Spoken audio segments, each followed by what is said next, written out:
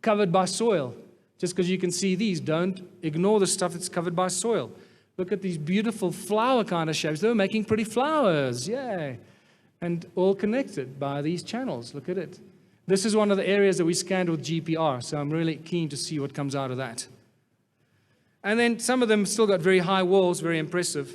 Important to note, no doors or entrances. And this is one of the first things that in 1939 already archaeologists were amazed at. Many of these sites that they go to explore, no doors or entrances. And then these agricultural terraces that run for thousands of kilometers. The numbers just don't make sense. This is in a sparsely populated continent, people. There were just like 5,000 people or so, depends on what information, what books you read. There was nobody living here in those days. These terraces that cover mountain after mountain, thousands and thousands of square kilometers covered by terraces, huge amounts of work. Here you see terraces interspaced by the channels, circles, and then terraces going all the way down to the river, covered by soil. There you can see terraces running up to the top of the mountain. It's a circle with this channel running right into it, but you can't get in. The channels don't allow you to get in. And then, as I said, these ancient roads that we originally called them roads, but actually channels, with a spider's web effect that runs out from the channel.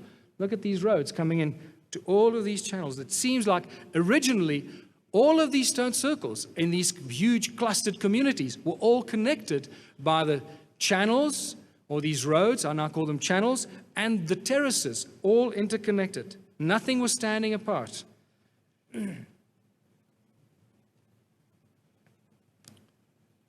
This is a beautiful example. Just because you can't see those ruins there, they're covered by soil. And look at that beautiful cluster of hexagonal cells over there. We'll talk about those tomorrow if we got time. That is a spectacular discovery. It makes no sense. More channels into circles. This is one of the most spectacular pictures we've got. And imagine most of Southern Africa looking like this a long, long time ago. What you're looking at is the largest and most mysterious ancient stone settlement on earth.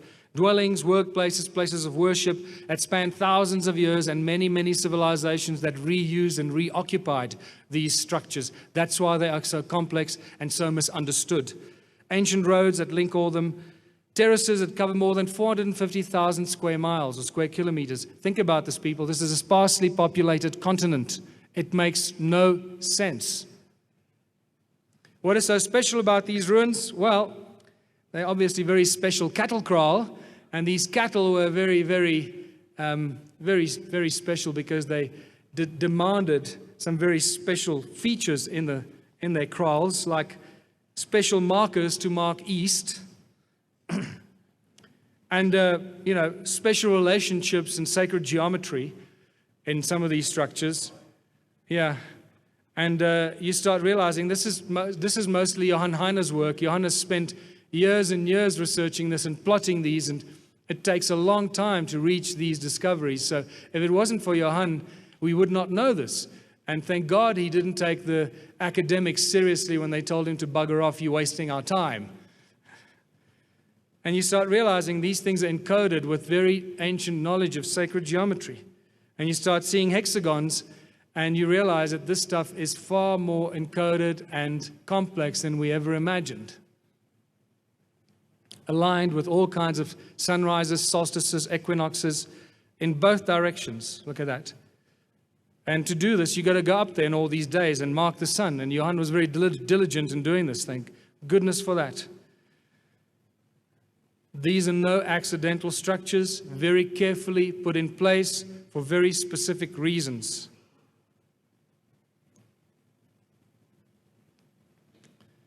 And you realize when you extend that little flat area that stems from the northern marker, you get a perfect hexagon inside the circle and a perfect star tetrahedron around the inner circle. And you realize these guys were way ahead of the pack in their knowledge of what they were doing. And you know that they understood all this fundamental structure of matter, sacred geometry, the fractal nature of reality. And that's very important here as well. The first references of these stone circles actually go back 500 years ago to the Portuguese, Antonio Fernandes, when he landed on the Mozambican coast. There are records in the entries there that he talks about the Karanga people or the Makaranga people What are the Kalanga or Makaranga people? Children of the sun. Suddenly they encounter sun-worshipping cultures in southern Africa that shouldn't belong here. We're not supposed to have sun-worshipping cultures in southern Africa, and yet we find them all over the place. How many of these ruins were there? And this is my grand finale for today because my time is up.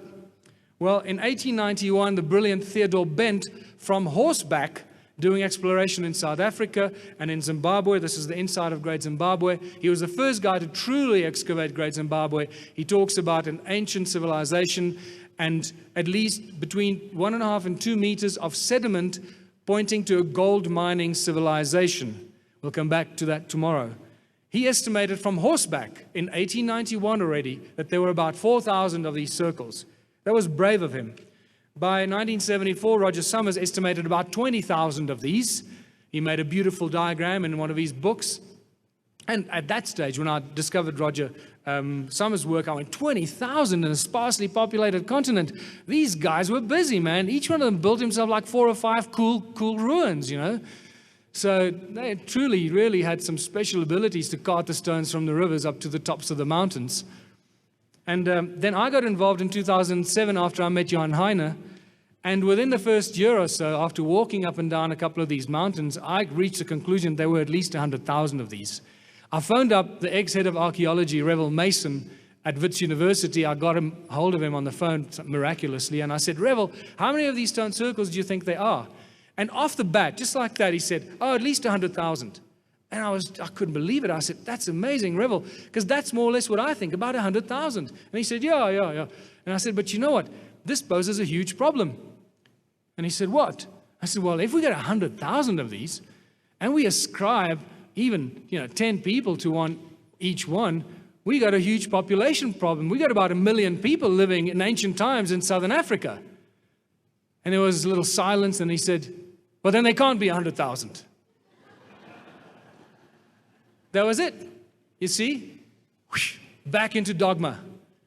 Ignore the evidence. Straight into the dogma box. That's not how we get on. That's not how we do science. We got to deal with the anomalies, and you're going to see a lot of those anomalies when Klaus Dona presents his work to you later. If we're not brave enough to deal with anomalies, get out of your job, go do something else, become a waiter. Don't be an archaeologist. It's not meant for you.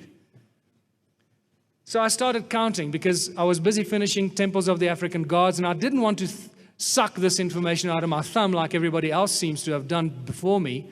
So I thought, well, let me be more scientific about this. So I got into Google, got into all the aerial shots, and I broke them down into little squares, 100 square meters and 1,000 square meters, a square kilometer. I counted all the average stone circles, and I got an average of those. And I did what I deemed to be scientifically acceptable.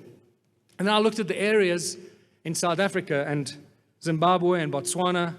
I'm just showing you some of these so you can see. Sometimes you can't see them. And what you find very quickly is you start to, once your eyes sensitize, you see them from a mile away. And some of the people that go on tours with me and fly in the helicopters actually get to see it quite quickly. Your eyes do sensitize very quickly. And when you start counting them, this is south of Johannesburg, by the way, just south of us here. There are thousands of them around Johannesburg, thousands. Okay? And Melville Koppies, there's one right there. But we get told that's about 200 years old, right? Sure. There's evidence right next to it that I don't have time to talk about that points to it being, probably way over 200,000 years old. This is south of Johannesburg. This is other side of Rustenburg. Look how dense this is. It's spectacular. This is a huge, huge settlement that could not possibly have been built by any tribe of any kind in recent Southern African history. And then you also start seeing evidence of sedimentation in among these circles. It's important to notice those things, the sedimentation. And these circles and the connecting channels and the terraces go on. And I was counting and counting. This is near Leidenburg. It's all over the place. Interesting shapes as well. By the time I finished counting, I counted at least 10 million. And I can tell you right now from the last 6 months' work, I'm prepared to tell you that there's probably much more than 10 million of these stone circles. And in that second and in that moment, you realize that we must close our history books, throw them away, and start from scratch. That the history of Southern Africa is completely different from anything else we've ever heard. They have not done their history, their research properly. They have published non-scientifically researched information. They've been confusing us for a long time, spewing forth the same dogma, probably from a position of ignorance, so we can forgive them for that. But the time for forgiveness is now over. Now we need to move into the new area of knowledge and wisdom. Now that you know this, do not be swayed by arguments to the contrary, because they all come from a lack of research, a lack of knowledge in this area. And I can speak of experience because I've been there, I've walked these mountains, and I have spoken personally to many, many of these so-called very clever people. And they do not really know what they're talking about. So, what happened to them? You can see huge amounts of sedimentation. What happened to them is what I will tell you tomorrow, just before lunch.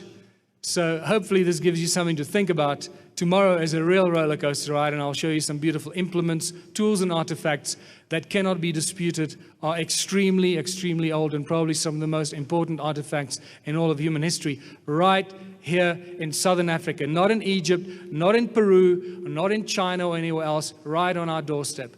Thank you very much for listening. I'll see some of you tomorrow. Thank you.